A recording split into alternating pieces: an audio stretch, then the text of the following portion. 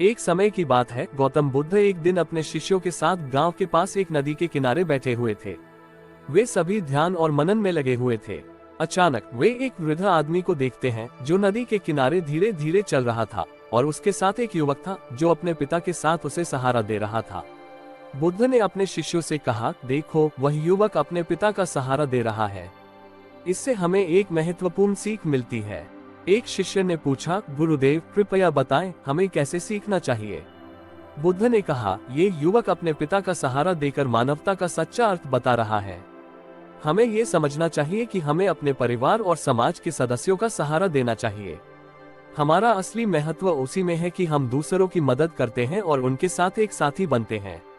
इस कहानी से हमें ये सीख मिलती है कि मानवता का सच्चा महत्व हमारे अंतरात्मा में छिपा होता है और हमें दूसरों की सहायता करने का योग्यता और इच्छा होनी चाहिए।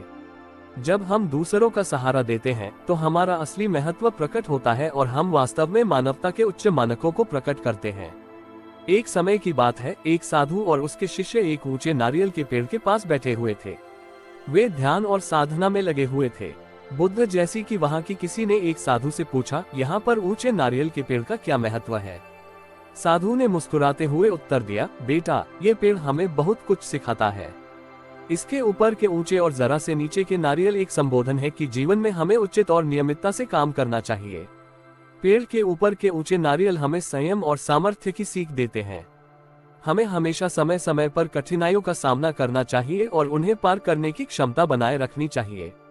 और पेड़ के नीचे के नारियल हमें संतुलन और सहयोग की सीख देते हैं। हमें ये याद रखना चाहिए कि हम जीवन में केवल अपने ही साथी नहीं हैं, बल्कि हमें अपने आसपास के लोगों का सहयोग भी लेना और देना चाहिए।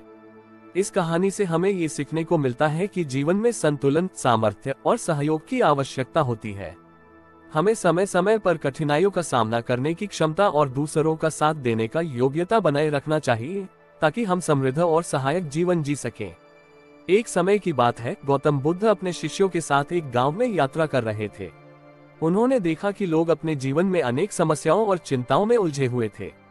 वे अपने अपने दुखों के कारण व्यथित और निराश नजर आ रहे थे। बुद्ध ने अपने शिष्यों से कहा, देखो, ये लोग अपने जीवन में अनेक कठिनाइयों का सामना कर रहे हैं। हमें उन्हें समझने और उनकी सहायता करने की आवश्यकता है। बुद्ध और उनके शिष्य गांव के लोगों के पास गए और उनकी समस्याओं को सुना। वे उन्हें ध्यान से सुनते और उन्हें समझने की कोशिश करते। फिर उन्होंने उन्हें मार्गदर्शन और सहायता प्रदान की। बुद्ध ने अपने शिष्यों से कहा, ये लोग अपने जीवन में संघर्ष कर रहे हैं, लेकिन हमें उनकी मदद करनी चाहिए। हमें सहानुभूति, करुणा और सेवा की भावना रखनी चाहिए। उनके शिष्यों ने उनकी बात मानी और गांव के लोगों की मदद की। वे उनके साथ उनकी समस्याओं को हल करने में मदद करते और उन्हें नई उम्मीद और प्रेरणा प्रदान करते। इस कहानी से हमें ये सीख मिलती है कि हमें अपने समाज के लोगों की मदद करने में सक्षम होना चाहिए। हमें सामाजिक सहायता और सेवा की भावना रखनी चाहिए, ताकि हम सभी मिलकर एक समृद्ध और सहानुभूति से भरा समाज बना सकें। एक बार की बात है, गौतम बुद्ध और उनके शिष्य एक बाग में ध्यान और साधना कर रहे थे। उनके सामने एक बगुला उड़ रही थी, जो अपने साफे और खोज के साथ उड़ती जा रही थी। बुद्ध ने अपने शिष्यों से कहा, देखो, बगुला कैसे ध्यान और एकाग्रता के साथ अपने लक्ष्य की ओर बढ़ रही है। हमें भी अपने जीवन में एकाग्रता और संयम के साथ अपने लक्ष्य की ओर बढ़ना चाहिए। उनके शिष्यों ने उनकी बात को समझा और उन्होंने अपने ध्यान और साधना में और भी गहराई बढ़ाई। उन्होंने अपने मन को नियंत्रित किया और अपने लक्ष्य की ओर निरंतर बढ़ते रहे। उन्होंने देखा कि अपने मन को शांत और स्थिर रखने से वे अपने उद्देश्य को प्राप्त कर सकते हैं, जैसे कि बगुला अपना खोज का लक्ष्य प्राप्त करती है। इस कहानी से हमें ये सीख मिलती है कि हमें अपने जीवन में एकाग्रता और संयम के साथ अपने लक्ष्य की ओर बढ़ना चाहिए। हमें अपने मन को नियंत्रित करना और अपने काम में पूर्णता के साथ लगन और समर्पण की भावना रखनी चाहिए, जैसे कि बगुला अपने खोज के साथ उड़ती जाती है। गौतम बुद्ध और उनके शिष्य एक दिन एक पर्वत की ऊंचाइयों पर यात्रा करने निकले। पर्वत के ऊपर जाते हुए शिष्यों को बहुत कठिनाइयों का सामना करना पड़ा। वे थक गए, परंतु बुद्ध ने अपनी शांति और स्थिरता से साथ दिया। ऊंचाइयों के साथ शिष्यों में डर और असुरक्षा की भावना उत्पन्न हो गई। एक शिष्य ने बुद्ध से कहा, गुरुदेव, यहाँ बहुत ऊंचाई है, हम नहीं जा सकते। बुद्ध ने उन्हें संभाला और कहा, ध्यान रखो, शांत रहो। ऊंचाइयों का सामना करना हमें और भी मजबूत बनाता है। बुद्ध और उनके शिष्य धीरे धीरे ऊंचाइयों को पार करते गए। हर एक कठिनाई के बावजूद उन्होंने अपनी साहस, समर्थता और सहनशीलता का परिचय किया। अंत में उन्होंने पर्वत के शीर्ष पर पहुंचकर आत्म साक्षात्कार प्राप्त किया। इस कहानी से हमें ये सीखने को मिलता है कि जीवन के पर्वतों और कठिनाइयों का सामना करना हमें मजबूत और समर्थ बनाता है। हमें डर को परास्त करने के लिए साहस और स्थिरता की आवश्यकता होती है। जिस तरह बुद्ध ने अपने शिष्यों को संभाला और मार्गदर्शन किया, हमें भी अपने जीवन के कठिन परिस्थितियों में साहस और धैर्य का साथ देना चाहिए। एक बार की बात है, गौतम बुद्ध एक जंगल में घूम रहे थे। उन्हें वहां एक जंगली जानवर मिला जो बहुत भयंकर और आक्रामक था। लेकिन बुद्ध ने उसकी समझ में बात की और उससे विनम्रता से पूछा, तुम इतना भयंकर क्यों हो? जंगली जानवर ने उत्तर दिया, मुझे लगता है कि मुझे ऐसा होना चाहिए क्योंकि यही मेरा प्राकृतिक स्वभाव है। बुद्ध ने कहा, लेकिन क्या तुमने कभी सोचा है कि क्या तुम इस तरह से रहने के लिए स्वयं को संयमित कर सकते हो? क्या तुम अपने आप को एक उदार, दयालु और सहनशील जीवन जीने के लिए तैयार कर सकते हो? जंगली जानवर ने गंभीरता से सोचा और कहा, मैं कोशिश करूंगा। वह जंगली जानवर ने गौतम बुद्ध के संग समय बिताने के बाद एक नया जीवन शुरू किया। उसने अपनी हिंसात्मकता को छोड़कर शांति और सहनशीलता का मार्ग अपनाया। वह एक नए आत्मविश्वास और शांति के साथ जीने लगा। इस कहानी से हमें ये सीख मिलती है कि हमें कभी कभी अपने प्राकृतिक स्वभाव से बाहर निकलकर अपने आप को संयमित करने की कोशिश करनी चाहिए। हम सभी में उदारता, दया और सहानुभूति की भावना होनी चाहिए, जो हमें एक साथ और शांति और समृद्धि से जीने की कला सिखाती है। एक बार की बात है, गौतम बुद्ध अपने शिष्यों के साथ एक बाग में बैठे थे। उनके शिष्यों ने उनसे पूछा, गुरुदेव, हमें आपकी शिक्षा का एक उदाहरण दीजिए जो हमें समझने में मदद करे कि कैसे हमें अपने जीवन को सफल और सात्विक बनाना चाहिए। बुद्ध ने मुस्कुराते हुए कहा, अच्छा, एक समय की बात है, एक मधुमक्खी ने मुझसे अपने जीवन के लिए मार्गदर्शन के लिए पूछा। उसने कहा, गुरुदेव, मैं जानना चाहता हूँ कि कैसे मैं अपने जीवन को सफल और उपयोगी बना सकता हूँ। बुद्ध ने उसे दिया, मधुमक्खी, तुम्हें अपने जीवन में निष्काम कर्म करना चाहिए। जैसे कि तुम फूलों के फूलों से रस लेते हो और मधु उत्पन्न करते हो, बिना किसी आकर्षण की उम्मीद किए जा रहे हो। उसे बस कर्म करने का आनंद लेना है, बिना किसी इंतजार या अपेक्षा के। उस दिन से उस मधुमक्खी ने अपने काम में आत्मसमर्पण करना शुरू किया। वह बिना किसी फलाहार की उम्मीद किए हुए खुशी से अपना कार्य करता रहा। उसने देखा कि उसका काम समाज के लिए कितना महत्वपूर्ण था और उसने अपने काम में पूर्णता के साथ व्यस्त रहा। इस कहानी से हमें ये सीख मिलती है कि हमें निष्काम कर्म का महत्व समझना चाहिए।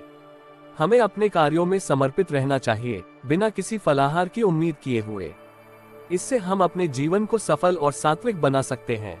एक समय की बात है, गौतम बुद्ध अपने शिष्यों के साथ एक नदी के किनारे बैठे थे। वहां एक नदी बह रही थी, जिसका पानी धीरे धीरे बह रहा था। बुद्ध ने अपने शिष्यों से कहा, देखो, यह नदी हमें एक महत्वपूर्ण सीख दे रही है। उनके शिष्य उत्साहित हो गए और पूछने लगे, गुरुदेव, ये कैसी सीख है? बुद्ध ने कहा, देखो, नदी का पानी धीरे धीरे बहता है, लेकिन वह हमेशा आगे बढ़ता है। न तो वह पीछे मुड़ता है और न ही वह किसी चीज को अपने रास्ते में रोकता है। हमें भी अपने जीवन में इसी तरह का नेतृत्व करना चाहिए। हमें सीखना चाहिए कि हमें अपने लक्ष्य की ओर बढ़ना है, धीरे धीरे, और किसी भी हालत में इसे प्राप्त करने के लिए प्रयत्नशील रहना है। उनके शिष्यों ने उनकी बातों को समझा और उन्होंने उसे अपने जीवन में लागू किया। उन्होंने समय के साथ अपने लक्ष्य की ओर धीरे धीरे प्रगति की। उन्हें किसी भी चुनौती के सामने हार नहीं मानी और अपने उद्देश्य को हासिल किया। इस कहानी से हमें ये सीख मिलती है कि हमें अपने लक्ष्य की ओर धीरे धीरे बढ़ना चाहिए, जैसे नदी का पानी बहता है, और हमें किसी भी परिस्थिति में हार नहीं माननी चाहिए। इससे हमें जीवन में सफलता की प्राप्ति होती है। एक बार की बात है, गौतम बुद्ध के शिष्यों में एक साधु था जो बुद्ध के साथ जीवन व्यतीत करता था। उसका नाम अनुरुद्ध था। अनुरुद्ध एक निष्ठावान शिष्य था जो ध्यान और साधना में विशेष रुचि रखता था। उसका उद्देश्य था कि वह आत्मज्ञान और निर्वाण की प्राप्ति के लिए प्रयासरत रहे। एक दिन बुद्ध ने अपने शिष्यों को एक कठिन सीख सिखाई। वह कहते हैं, जैसे ये शीशा तोड़े बिना गिराया नहीं जा सकता, वैसे ही मन को शांत और स्थिर बनाए बिना निर्वाण प्राप्त नहीं किया जा सकता। ये सुनकर अनुरुद्ध को गहरी समझ आई। वह समझ गया कि मन को शांत और स्थिर बनाने के लिए ध्यान और साधना की आवश्यकता होती है। वह अपने आत्मज्ञान के पथ पर और अधिक संगीन हो गया। कुछ समय बाद अनुरुद्ध ने अपनी साधना में गहराई प्राप्त की और उसने निर्वाण की प्राप्ति को प्राप्त किया। वह बुद्ध के अग्रिम शिष्यों में एक उच्च स्थान पर पहुंच गया। इस कहानी से हमें ये सीख मिलती है कि साधना और ध्यान से हम अपने मन को शांत और स्थिर कर सकते हैं। जब हम अपने आत्मा के साथ गहरे संबंध में आते हैं तो हम वास्तविक स्वतंत्रता और आनंद की प्राप्ति करते हैं। बुद्ध की एक और कहानी है जो हमें सीखने के लिए प्रेरित करती है। एक बार बुद्ध एक गांव में गए जहां एक आदमी ने उनसे पूछा, आप असली खुदा हो? बुद्ध ने मुस्कुराते हुए कहा, नहीं, मैं असली खुदा नहीं हूँ। आदमी ने फिर से पूछा, फिर आप कौन हैं? बुद्ध ने कहा, मैं एक बोट हूँ जो लोगों को सहायता और मार्गदर्शन करता है। इस कहानी से हमें ये सीख मिलती है कि हमें अपनी स्थिति और भूमिका को समझने की आवश्यकता है। हमें अपने जीवन में सहायता और मार्गदर्शन करने का संवेदनशीलता से अपनाना चाहिए ताकि हम समाज में सकारात्मक परिवर्तन लाने में सक्षम हों। एक बार की बात है, गौतम बुद्ध एक नदी के किनारे बैठे थे। वह एक नया चिंतन कर रहे थे जिसमें उन्हें अपने शिष्यों को ज्ञान और समझ की महत्वता सिखाने का एक अलग तरीका आया। एक दिन उन्होंने अपने एक शिष्य से कहा, चलो हम साथ एक यात्रा पर निकलें, लेकिन हम खाने पीने के साथ कुछ नहीं ले सकते। उनका शिष्य हैरान और चिंतित हो गया, लेकिन उसने उनकी आज्ञा मानी। वे यात्रा शुरू कर दी। दिन बीतते गए, प्यास और भूख बढ़ती गई। शिष्य ने बुद्ध से कहा, गुरुदेव, हमें भूख और प्यास लग रही है, क्या हमें खाना नहीं मिलेगा?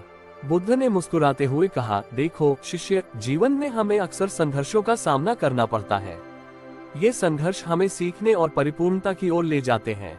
उसके बाद अचानक शिष्य ने पास में एक आम के पेड़ को देखा। वह धारण करने लगा और अपने गुरु से कहा, गुरुदेव, यहाँ एक आम का पेड़ है, हम खाना खा सकते हैं।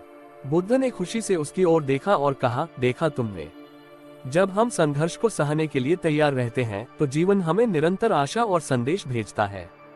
इस कथा से हमें ये सीख मिलती है कि संघर्षों को स्वीकार करना और उनसे सीखना हमें अपने जीवन में सफलता की ओर ले जाता है।